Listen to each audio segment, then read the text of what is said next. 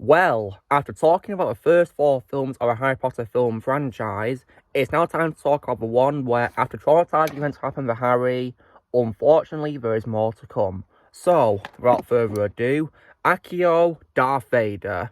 Yo, dudes, the Empire's pretty chill. Maybe you could, join it or something.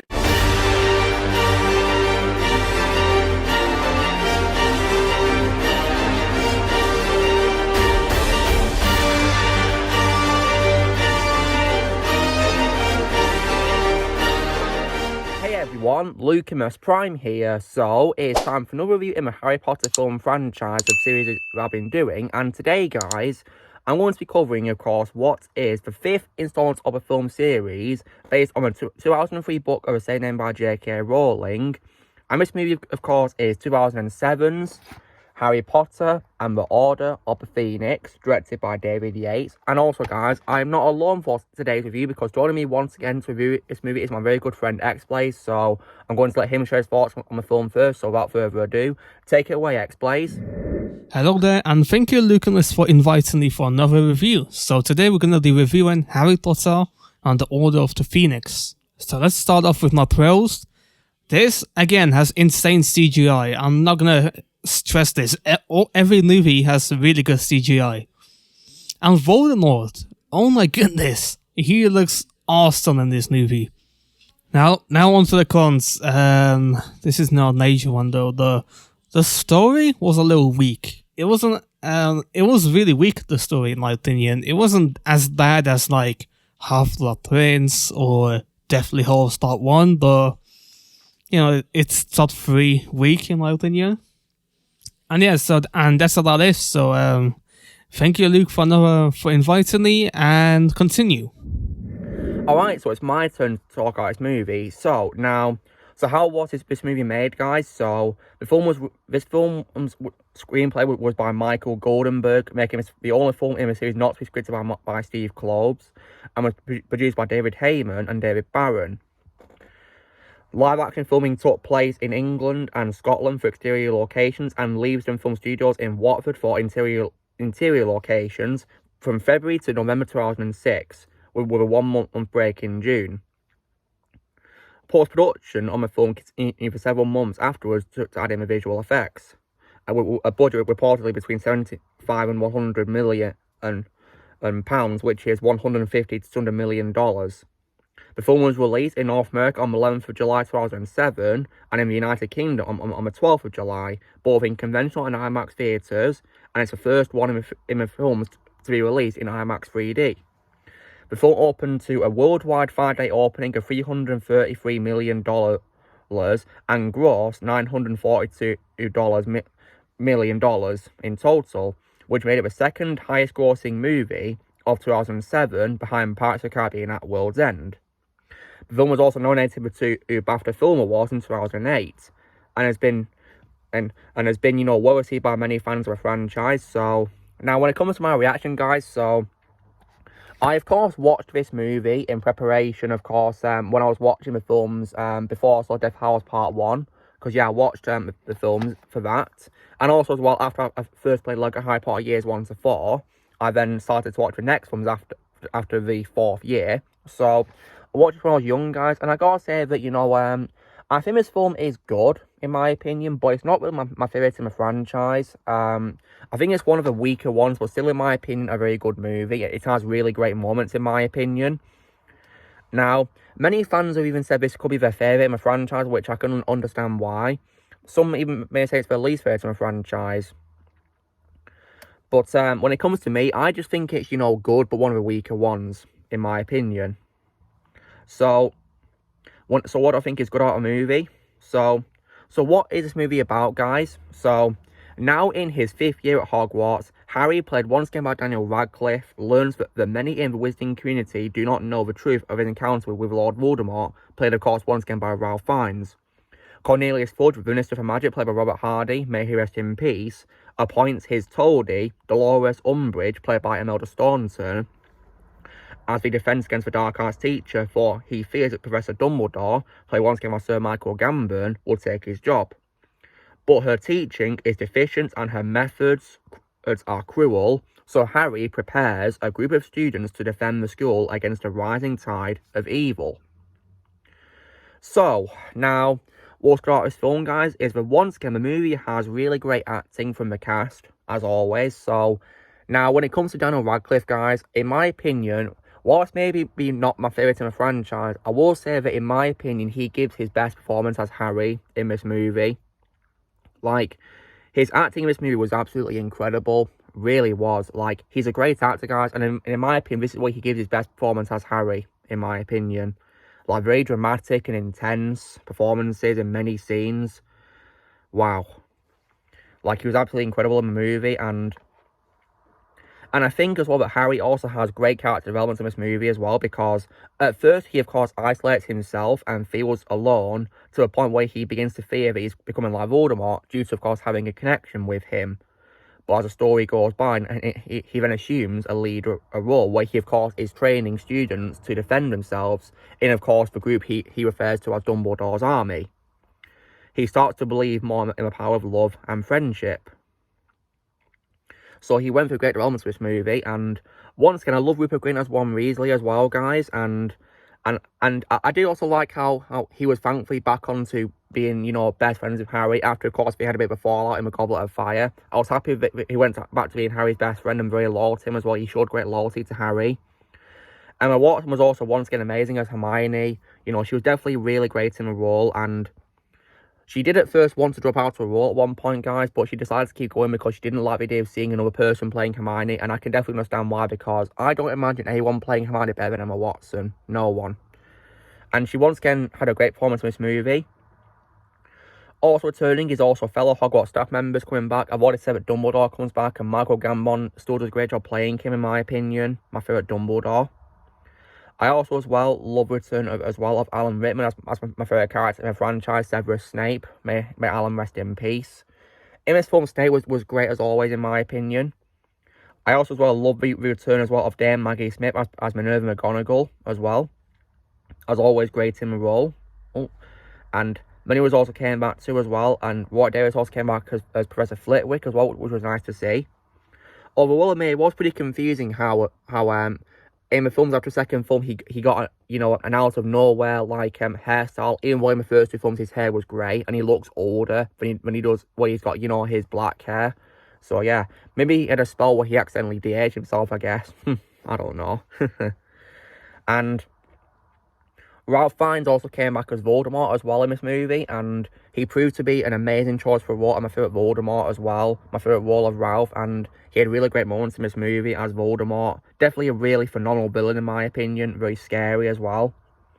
And I also definitely really loved the return of Gary Oldman as Sirius Black. He appeared, physically this time after he appeared as like a fireplace cameo in Goblet of Fire.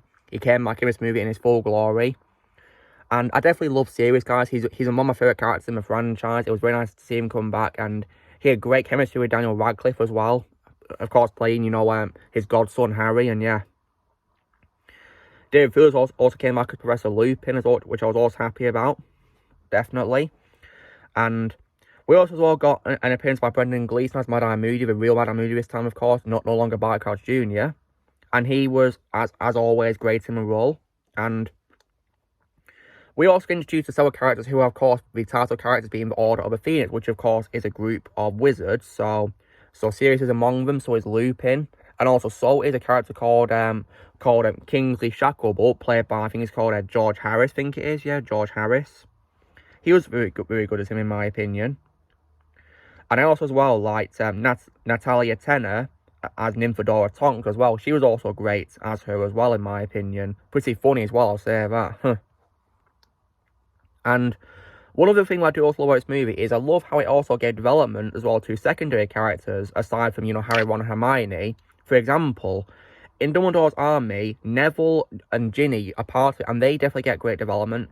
Neville definitely does have great development, and this movie gives him a story out, which I do love, because he goes from being a shy, bullied character to a more confident and braver person. And yeah, and there's also as well the revelation about a death eater called Bellatrix Lestrange torturing his parents with a Cruciatus curse, and he of course is angry about it. So he went through definitely great developments with this movie. Absolutely. And Matthew Lewis proved to be, a perfect casting for Neville. Ginny is also, as well, more confident and brave in this movie as well, which was definitely nice to see. And I also, as well, love the addition as well of Ivana Lynch as Luna Lovegood as well in this movie. She was also a very good character. She showed a lot of empathy and care for Harry as well. And they had great bonding scenes together as friends as well. Yeah, Ivana Lynch was perfectly cast as her as well. And now as well, when it comes as well to other great things in this movie besides the cast, guys, yeah, we also got an appearance by a Dursley at the start of the movie, and unfortunately, they are still the unlikable characters they always are, really. And, but thankfully, they don't appear much, only at the beginning of the movie, thankfully. And yeah. And what's also great about the movie is, once again, it has great visuals and special effects. The CGI in this movie is definitely aged very well, which is why, this movie, along with the rest of the franchise, in my opinion, is timeless. Like, this franchise has aged really well. That's why it's one of my favourite franchises of all time. And this movie definitely shows how well the CGI has aged, in my opinion. And I also like the music as well, which is composed by Nicholas Hooper as well. I like how he brought back John Williams' Hedwig's theme as well in the soundtrack, which was nice to hear. And his music was definitely very nice to listen to as well, in my opinion. A great mixture of light-hearted and dark tracks as well. Definitely love that. And also as well, the film also has many great fight scenes as well, in my opinion, as well. Like, I think probably the best part when it comes to fight scenes is probably, of course, the final battle in the Ministry of Magic. That's definitely a very awesome fight scene, in my opinion, and it's definitely really fun to watch. Yeah, it really is. We did a great job with it. And the tension was also very high in that scene because Dumbledore's army, of course, is looking for the prophecy, of course, and the Death Eaters are also after it as well. When it comes to Bellatrix, guys, she's introduced in this film, and she's played by Helena Bonham Carter, and wow, right? Bellatrix is definitely one of my favourite villains in the franchise, and Helena played her perfectly. My favourite role of Helena, absolutely, because she's such a great villain, and she's very terrifying as well and intimidating, yeah.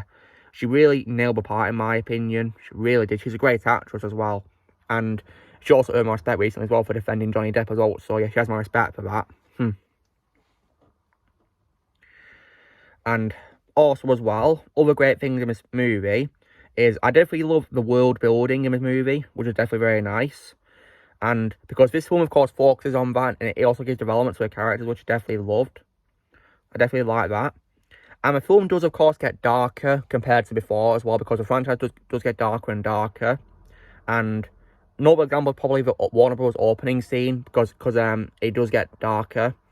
Like, one detail that I do love about the openings in these films is how it gets darker and darker gradually, which is definitely a very awesome detail right there. And also as well, despite being darker, it does have light-hearted and some funny moments as well, which is definitely very nice to see as well. And also the other great thing as well is the film does also handle the tragedy really well, in my opinion, because there is a very extremely sad moment in this franchise, guys. Of course, which say it's in this movie, and of course the book it's based on, because during the battle against the Death Eaters, the Order of Phoenix arrives to help, with Sirius included, and there is a pretty badass line he says to Lucius Malfoy, played once again amazingly by Jason Isaacs, where he says to him, "Get away from my godson." And then he whacks him across the face, and yeah, then they fight. That's just a badass entrance right there.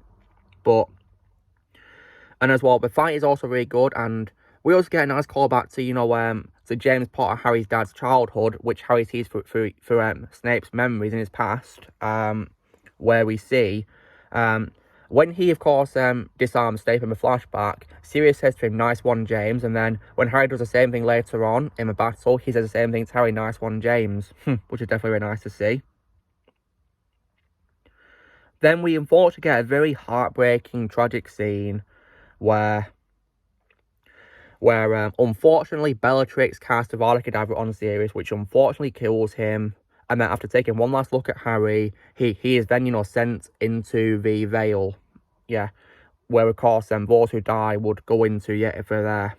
And that scene is probably one of the most heartbreaking scenes in the whole franchise. Oh, man. And this is also why I regard this film as having Daniel Radcliffe's best performance as Harry, because, his acting in that scene is just absolutely phenomenal. And also, guys, as well, there's no sound in the scene, just, you know, the very, very sad soundtrack by Nicholas Hooper. But Harry does scream, and also, because it was deemed agonizing to listen to, they actually muted the scream, guys. Yeah, they muted it. Yeah, so, but it is still a tragic scene, despite, of course, there being no sound from the characters in that scene. Then after that, Harry goes after Bellatrix, and like, wow, you can literally feel his anger when he charges for her. And she even makes him you know, driven to cast him a Cruciatus Curse on her to stop her. Then he's aiming his wand at her, and Voldemort is coercing him to use the spell he knows on her.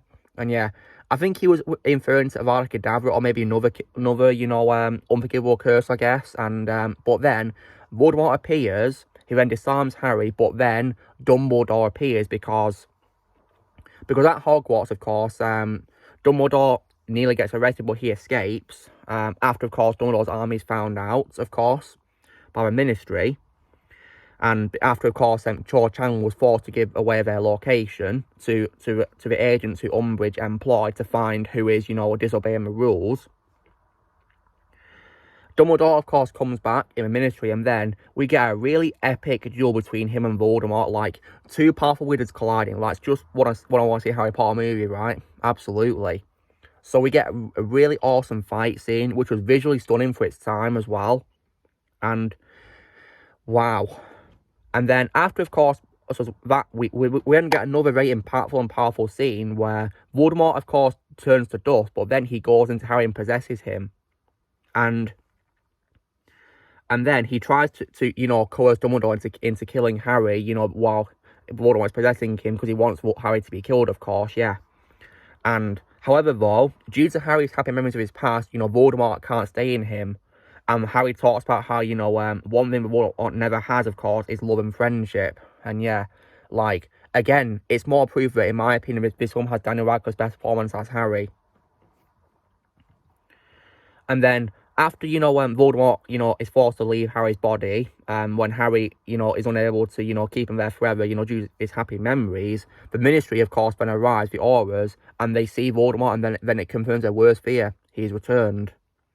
And this, of course, results in Cornelius Fudge resigning, of course, yeah. And that's unfortunate, the last we see of him in a franchise, and may Robert Hardy rest in peace. He played Fudge perfectly, in my opinion, yeah, may rest in peace. And then at the end of the movie, of course, at the end of the school year, Umbridge is thankfully suspended, and I was like, yes! And you'll get to why when I talk about bad quality of the movie. And Dumbledore, of course, apologises to Harry and says that, you know, he was distancing himself from Harry throughout the year because he feared about the whole connection between, you know, Harry and Voldemort. And then after that, of course, at the end of the movie, when the students are getting on Hogwarts Express to go home, Harry tells Ron and Hermione about you know, how Voldemort does not have, you know, love and friendship. So yeah, great theme of the movie right there. When it comes to world building as well, I love the addition of the Ministry of Magic. It's definitely a very cool looking place, in my opinion, very well made, in my opinion. Very impressive. And when it comes to other characters, I do also love the return of Mr. and Mrs. Weasley as well. They were definitely nice to see them both come back as well. And Fred and George in particular were also very funny in this movie. And they, of course, now can use magic outside of school because they're the right age, of course, now. And they did a very funny scene where they pull a prank on Filch by giving him, like, a box of chocolates, which he thinks is from Umbridge. But it makes him have, like, you know, bliss on his face. Like, that scene is just absolutely hilarious, in my opinion. They're just two absolutely funny characters, in my opinion. So yeah, definitely in my opinion, you know, still a very good movie, but it was so bad quality as well. There is quite a fair few, which is why I think it's one of the weak ones, but still in my opinion, a very good movie. So, now, I'm going to address the elephant in the room, guys, and say that in my opinion, the worst character in this movie, and probably the absolute worst character in this whole franchise, is undoubtedly, of course, Dolores Umbridge. Like, she's one character, guys, who I can't stand whatsoever. Because she's so extremely unlikable, right? Honest to God, right? I literally can't stand Umbridge, guys, right? She's such a cruel, despicable character. Now, Emma Staunton, guys, however, has my respect because she played Umbridge perfectly, just like our book plays her, right? She played her perfectly. So, yeah, did a great job playing Umbridge. She's a great actress, and yeah, but Umbridge as a character, oh, I can't stand her. And it's also hard for me to watch her scenes because she also reminds me a lot of when I was at school, guys, because I had horrible teachers when I was a kid, right? I had horrible teachers, and she reminded me a lot of them as well. So, yeah, I can definitely empathise with the students there, of course. And I think she's also very stupid how she doesn't want to let the pupils, learn how to defend themselves just doing exams. Like, are you kidding me, Umbridge? That's not how you defend yourself. Useless right there. And what also really set me off was also how she made out that Cedric died in an accident, even though Harry witnessed him getting killed by Voldemort and Wormtail. So, like, yeah, that makes me very angry, how she denies that he was murdered. And then also as well, how she also writes down as a scar on Harry's hand, I must not tell lies. Like, that's just unacceptable right there. And she also as well tries to get rid of Professor Trelawney as well, which I also hated. Like, don't you dare do that to Trelawney, come on. Like, I thought she was really good in Prisoner of Azkaban, and yet to treat her like that in this movie? No. Yeah, Trelawney didn't deserve to be kicked out, but thankfully Albus, kept her in the school grounds, thankfully. And yeah. But yeah, Umbridge is just such an unlikable character. Probably, in my opinion, the worst character. And she's also probably my most hated character. Like, I just can't stand Umbridge. Like, the scenes with her just make me so angry when I'm watching the movie because of how unlikable she is, right? When she first appears in Harry's trial scene at the beginning of the movie, she's unlikable in that too, as well. And furthermore as well, I also as well, however, was thankfully very satisfied when Fred and George played a fireworks prank on the exam scene, which is definitely very fun to watch and one of the light-hearted parts as well. That's why I love Fred and George in this movie a lot, guys, because of that scene as well. And I also love how a dragon firework chased after her as well. That was very satisfying. And I also as well loved how, however, in the scene where Harry and Hermione trick Umbridge into going to the forest to meet, of course, Hagrid's half-brother Grop, but he's not there. The centaurs then appear, and she tries to fight them, but then, after that, Grop picks her up, and then, after he, of course, is forced to drop her, the centaurs then take her away. So I'm like, yes!